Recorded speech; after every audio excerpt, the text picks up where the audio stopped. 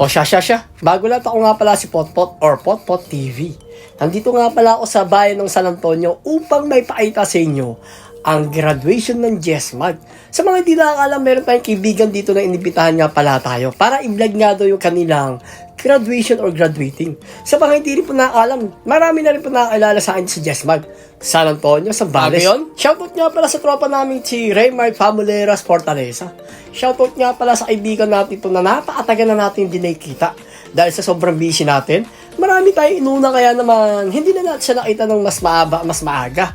O siya pagkatapos marami nga pala ipapakita sa inyo mga bagay na ikatutuwa ninyo. Pero bago yun, shoutout nga pala sa mga gumraduate dito sa may bayan ng San Antonio JESMAG National High School or Jesus Magsaysay National High School. Dahil hindi pa naman yan tunay na laban ninyo. Marami pa kayong laban na lalabanan nyo balang araw.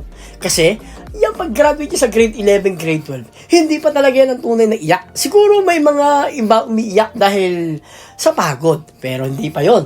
Meron pa kayong college sa kailangan lusutan talaga.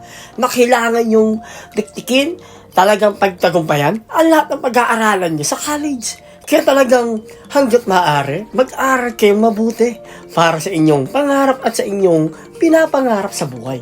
Shoutout nga pala sa mga kabataan na to at nakilala nga pala nila tayo. Maraming salamat nga pala sa inyo. At hindi lang yon, basta ang payo ko lang sa inyo na mag-aral lang kayong mabuti at gawin nyo ang lahat ng tama para sa inyong mga magulang. Tumulong sa inyong mga tatay at nanay at sa inyong bahay.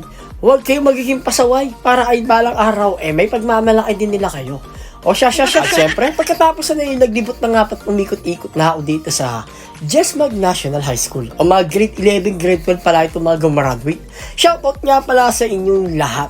Maraming salamat nga din pala sa mga magulang na mga batang ito. Dahil kundi dahil sa inyo, malamang walang susuporta sa kanila. Shoutout nga pala ay Kuya Rafael Cacho, kasama ko nga pala siya nito. At hindi lang yon, meron nga pala silang photo booth or booth dito na kung saan ipapakita nga pala yung mga picture taking. Shoutout nga pala ay Gerald Cacho, anak nga pala ni Kuya Rafael Cacho ito. O siya, pagkatapos yun, nag-picture na rin sila para paano meron silang souvenir sa kanilang pag-graduate.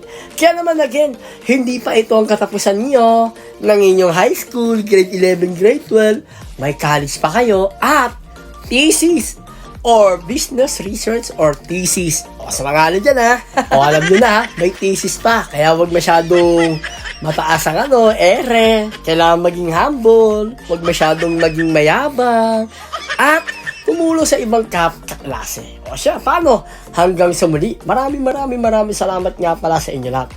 Please, huwag kayong magiging mayabang at maging humble sa kaklase. At huwag maging bully sa kaklase. Kung may kagrupo kayo or may isang hindi magrupo, igrupo nyo. O siya. Hanggang sa muli, paalam!